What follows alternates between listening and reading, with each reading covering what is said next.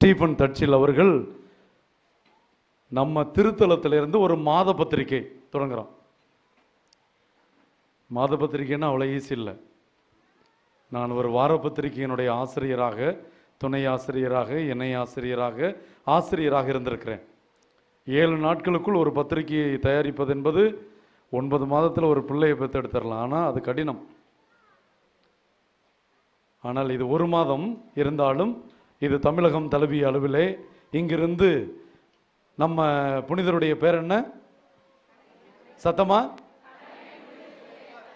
ஆக இங்கிருந்து ஒலிக்கிற ஒளி கனவின் குரலாக இருக்கும். அது ஆன்மீகத்தை மையப்படுத்தியதாக, கிறிஸ்தவ வாழ்வை வளப்படுத்தக்கூடியதாக, கிறிஸ்தவர்களை ஒற்றுமைப்படுத்தக்கூடியதாக, கிறிஸ்தவ குடும்ப வாழ்க்கை, இளைஞர்கள் வாழ்க்கை, மாணவர்கள் வாழ்க்கை, சிறுவர் சிறுமியர் வாழ்க்கை, இதை மையப்படுத்தி இருக்கும். ஆகவே அந்த முதல் பத்திரிகையை தந்தை அவர்கள் இப்பொழுது வெளியிடுவார்கள். இந்த பத்திரிகையை நீங்கள் போகும்போது ஒவ்வொரு குடும்பமும் ஒரு பத்திரிக்கை வாங்கிட்டு போகணும். 10 ரூபா தான். ஆனால் நீங்கள் 100 ரூபா செலுத்தி உங்கள் வீட்டு அட்ரஸை கொடுத்துட்டீங்கன்னா மாதம் மொதல் வாரத்தில் உங்கள் வீட்டுக்கே வந்துடும். எல்லாருக்கும் புரியுதா? நீங்கள் வர்றீங்க, இந்த 1 மாதம் வர முடியாட்டியும் இந்த குரல் உங்கள் வீட்டுக்கு வரும். கனவின் குரல் வந்திருக்குன்னு சொல்லுவாங்க. ஆக கனவின் குரல் பத்திரிக்கை உங்களுக்கு வரும். ஆகவே அன்னதானம்லாம் முடிச்சுட்டு மெதுவாக போய் உங்கள் வீட்டு அட்ரஸ்ஸு, ஃபோன் நம்பரை கொடுத்து 100 ரூபா கட்டிட்டு போங்க. இல்லை இப்போ கட்ட முடியல, நாங்கள் அடுத்த மாதம் வந்து கட்டுறோன்னா உங்கள் அட்ரஸை கொடுத்துட்டு ஃபோன் நம்பரை கொடுத்துட்டு போங்க, உங்கள் வீட்டுக்கு பத்திரிக்கை அனுப்பி வைப்போம். ஆகவே இப்பொழுது இந்த பத்திரிக்கை நீங்கள் இப்போ ஒரு பத்திரிக்கை அப்படி இல்லை, ஒரு 5 பத்திரிக்கை வாங்கிட்டு போய் ஒரு 5 பேருக்கு அதை கொடுங்க. நம்ம நற்செய்தி எப்படி பரப்புறது? 5ன்னு இல்லை, 1 கூட பண்ணலாம். அங்கே உட்காருங்க. அந்த பத்திரிகையினுடைய சிறப்பு அம்சம் அது நம்ம திருத்தலத்திலேருந்து வர்றது ஒன்று. தமிழகத்தில் திருத்தலங்கள்லேருந்து பத்திரிகையை விட இதை நான் பத்திரிகை துறையில் என்னுடைய ஆராய்ச்சி படிப்பை முடித்திருக்கிறேன். இதில் எழுத்து பணி இறையாட்சி என்பதுதான் என் வாழ்க்கையின் நோக்கம். ஆக எழுத்து பணியில் பண்ணணும். இந்த 2 வருஷமாக எழுதாமல் என் கைகளெல்லாம் அரித்தது. ஆகவே மறுபடியும் தொடங்கி இருக்கிறேன். கடவுள் இந்த பத்திரிகையை ஆசீர்வதிக்கணும். இந்த பத்திரிகை வழியாக இயேசு ஆண்டவருடைய நற்செய்தி சென்றடைய வேண்டும். இயேசு ஆண்டவருடைய நாமம் புகழப்பட வேண்டும். அது அன்னை மரியாள் பெரும் துன்ப முடிச்சுகளை அவிழ்க்கும் மரியாள் வழியாகவும், கனவின் புனித சூசையப்பர் வழியாகவும் கடவுள் வெளிப்பட்டது போல இவர்கள் வழியாக எல்லாருக்கும் இயேசு ஆண்டவர் வெளிப்பட அந்த பத்திரிகையை இப்பொழுது தந்தை அவர்கள் வெளிப்பட நம்ம ஊரில் எங்கள் பங்குலங்க எனக்கு தெரிஞ்ச ஒரு படிச்சிருக்கிறது என்னன்னு தெரியாது, ஆனால் ஒரு மேதை போன வருஷம் கோவா டூருக்கு கூட்டிகிட்டு போனேன். மிரட்டு நிலை பரிசுத்தம் திருவாளர் பரிசுத்தம் அவர்கள் ஒரு கவிதையை விட்டால் இலக்கியங்கள்லாம் அவர்கிட்ட கடன் வாங்கணும். பிழைகள் நீங்கள் சங்ககால கவிஞருடைய பாடல் சொன்னாலும், கலைஞருடைய வசனங்களை சொன்னாலும் எல்லாத்தையும் அப்படியே அவ்வளவு திறமை மிக்க ஒரு மனிதர். ஆனால் மறைந்து போய் கிடக்கிறார் இந்த ஊருக்குள்ள. ஆகவே இந்த இலக்கியம் இவ்வளவு திறமை இருக்கிற அவரை இந்த பத்திரிகையினுடைய முதல் பிரதியை வாங்க அழைக்கிறேன். இப்பொழுது தந்தை அவர்கள் அந்த பத்திரிகையை வெளியிட்டு ஆசீர்வதிக்கும்படி அன்போடு கேட்டுக்கொள்கிறேன். எல்லாம் நல்லா கைதட்டுங்களே.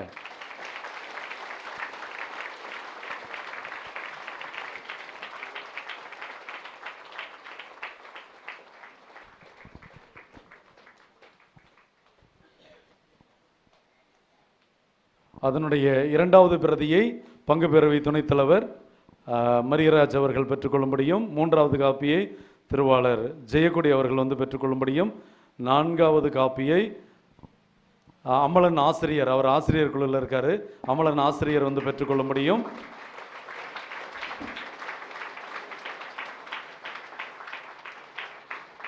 5வது பிரதியை திருமதி எலிசபெத் ராணி பெற்றுக்கொள்ளும்படியும் அன்போடு கேட்டுக்கொள்கிறேன். வாங்க பரிசுத்தம் வாங்க சாமி, வாங்க வாங்க சீக்கிரம். மரியராஜ்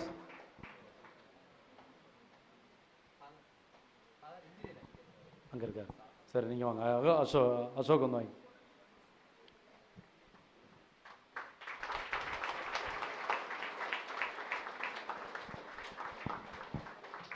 எல்லாருக்கும் ஒரு பத்திரிக்கை இலவசமாக கொடுக்கணும்னு எனக்கு ஆசை. ஒரு பத்திரிக்கை தயார் பண்ண 30,000 ரூபா செலவாகுது. 1000 பத்திரிக்கைக்கு 30,000 ரூபா. அப்போ ஒரு பத்திரிகையினுடைய விலை 30 ரூபா. ஆனால் அதில் விளம்பரதாரர்கள் இருக்காங்க. அதனால் 10 ரூபாய்க்கும் குறைச்சே கொடுக்குறோம். அதனுடைய கடன் சுமைகளை நான் தாங்கிக்கிறேன். எல்லாரும் போகும்போது தயவு செய்து ஒரு பத்திரிக்கை வாங்கிட்டு போகும்படி கேட்டுக்கொள்கிறேன். உங்களுடைய அட்ரஸை கொடுத்து இதில் சந்தாவை சேர்த்துக்குங்க. இன்னொன்று, நம்ம மறை மாவட்டத்திலிருந்து நம்முடைய ஆயர் அவர்கள் இந்த வருஷம் உன்னதரின் நிழலில் ஆண்டவருடைய நிழலில் வாழக்கூடிய அற்புதமான பாடல்களை படைத்திருக்கிறார்கள்.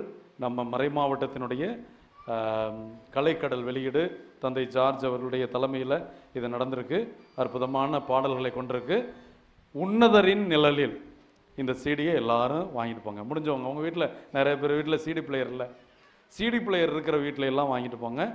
அந்த காரில் இருக்கிறவங்கெல்லாம் போட்டு பார்க்கலாம். ஆகவே இதை வாங்கி இது போன்ற ஒளிநாடாக்களை பக்தி பாடல்களை தயாரிக்கிறவர்களுக்கு நீங்கள் இதை உற்சாகப்படுத்த அன்போடு கேட்டுக்கொண்டு, இந்த நம்ம மறை மாவட்டம் வெளியிடுகிற இந்த சிடியினுடைய ஒரு பிரதியை தந்தை ஸ்டீபன் அவர்களுக்கு இந்த நேரத்தில் பாசத்தோடு வழங்கிக் கொள்கிறேன்.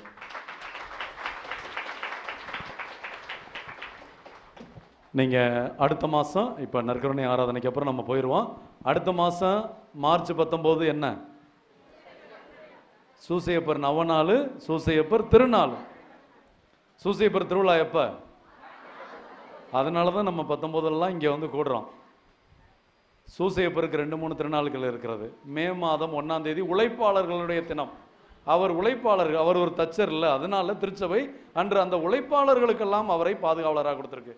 அவருடைய உண்மையான திருநாள் மார்ச் 19 தான். சூசையப்பருடைய திருநாள் மார்ச் 19. மாதம் அவருடைய நவநாளுக்கெல்லாம் வந்துட்டு திருநாளுக்கு வராமல் இருக்கலாமா? திருநாளுக்கு தான் வரணும். அவர் திருநாள் அன்று நாங்கள் அந்த அதுக்கு முதல்ல இருக்க புதன்கிழமையிலேருந்து கொடியேற்றி புதிய கொடிமரம் கட்ட போகிறோம். அந்த கொடிமரத்தில் கொடியேற்றி அந்த திருநாளை கொண்டாட போகிறோம். இது பக்தர்களுடைய திருநாள். அதனால தான் உங்கள்கிட்ட சொல்கிறேன், எங்கள் பங்குக்கு மே மாதம் திருநாள் இருக்குது. இந்த பங்கினுடைய திருநாள் மே மாதம் 1ஆம் தேதி, 30, 31, 1ஆம் தேதி எங்களுடைய தேர் திருவிழா இங்கே பங்குல இருக்கும். ஆனால் இது இந்த திருத்தலத்தினுடைய திருநாள். அதுபோலவே கொடியேற்றி ஒவ்வொரு நாளும் ஒவ்வொரு பங்கிற்கு இந்த நவநாட்களை கொடுக்க போகிறேன். காரைக்குடியிலேருந்து வந்திருக்கீங்க, கோட்டைக்காட்டிலேருந்து வந்திருக்கீங்க, பக்கத்தில் திருமயம், புதுக்கோட்டை, ஒவ்வொரு நாளும் இந்தந்த ஊர்கள் வந்து இங்கே சிறப்பிக்கணும். நான் பங்கு தந்தையர்களோடு பேசி ஏற்பாடு செய்து உங்களுக்கு சொல்கிறேன். சருகனிலிருந்து வரலாம், அந்தோனியார்புரத்துலேருந்து வந்து சிறப்பிக்கலாம். யாரெல்லாம் விரும்புகிறீங்களோ ஒரு நவநாள் உங்களுக்கு கொடுக்கப்படும். அந்த நவநாள் அன்று கொடி இறக்கி ஏற்றி அன்று மாலை நவநாள் திருப்பலி இங்கே நடைபெறும்.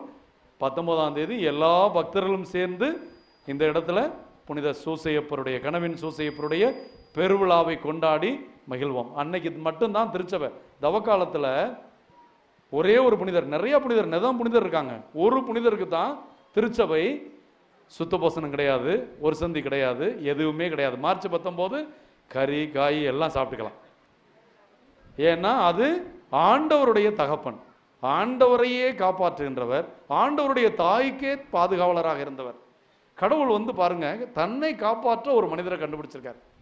தன்னுடைய தாயை பாதுகாக்க ஒருத்தர். இவருடைய பாதுகாப்புல தான் திருச்சபைக்கு மாணவர்கள், கன்னியர்கள், குருக்கள், குடும்பங்கள், தம்பதியர்கள் எல்லாவற்றையும் திருச்சபை கொடுத்துருக்கு. ஆகவே இந்த பாதுகாவலுடைய திருவிழாவை கொண்டாட அடுத்த மார்ச் மாதம் நான் அந்த பக்கம் பாருங்க, நீங்கள் பாம்போதே கொட்டை போட்டுக்கிட்டு இருக்கேன், பர்மனன்ட் கொட்டையெல்லாம். அதனால இந்த வளாகத்தை நாம் நிரப்பி இறைவார்த்தை முழக்கத்தை தமிழக திருச்சபையில் எழுப்புவோம்.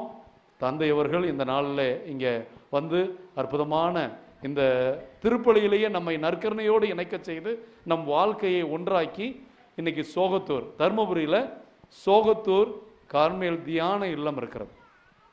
எத்தனை பேர் சாலக்குடிக்கெல்லாம் ஓடுவோம். இன்னைக்கு இங்கே நான் போய் பார்த்தேன், அந்த இடத்துல இருக்கிற அருள், அங்கே வர்ற மக்கள், ஆயிரக்கணக்கான மக்கள் வந்து கூடுறாங்க. திங்கக்கிழமையிலேருந்து வெள்ளிக்கிழமை வரைக்கும் உள்ளிருப்பு தியானம் நடக்கு. நம்ம வீட்டில் ஏதாவது பெரிய பிரச்சனை, கஷ்டம் அப்படின்னா மட்டும் இல்லை, ஆண்டவரை 5 நாளும் நீங்கள் கண்டுபிடிக்க, அவரோடு இருந்து உங்கள் வாழ்க்கை சிக்கல்களை திருத்தி மறுபடியும் ஆண்டவரோடு வாழ அற்புதமாக பண்ணணும்னா ஏதாவது ஒரு வாரம் நீங்கள் அங்கே நிகழ்ச்சி இருக்குது, நீங்கள் அடித்து கேட்டுக்கிட்டு போகலாம். ஆகவே இந்த நாளிலே இங்கே வந்து இந்த அருமையான நிகழ்வை சிறப்பாக செய்து கொடுத்த நம்முடைய தந்தை ஸ்டீபன் தட்சில் அவர்களுக்கு இப்பொழுது நம்முடைய வேதியர் அவர்கள் பொன்னாடை போர்த்தி மகிழ்வார்கள்.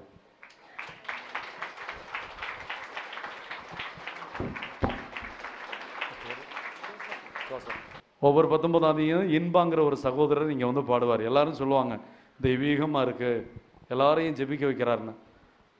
அதை தாண்டி விண்ணை பிளக்க மண்ணை வாய் திறக்க வைக்க நம்ம எல்லாம் தந்தையோடு பாடி ஆண்டவரை கூவி அழைத்து ஜெபிக்க உதவிய சகோதரர் ஜோசப் அவர்களுக்கும் நம்முடைய வாழ்த்தையும் தெரிவித்து மரியநாதன் அவர்கள் பொன்னாடை போர்த்தி மகிழ்வார்கள். உங்களுக்கு எல்லாம் ஏற்கனவே தெரிஞ்சிருக்க மாதிரி இங்கே வந்து இது குணமளிக்கிற இடம் மட்டுமல்ல, ஆண்டவருடைய குணமளிக்கிற இடம். அதற்காக நம்ம என்ன செய்யலாம்னு யோசிக்கும் போது 2 சகோதரர்கள்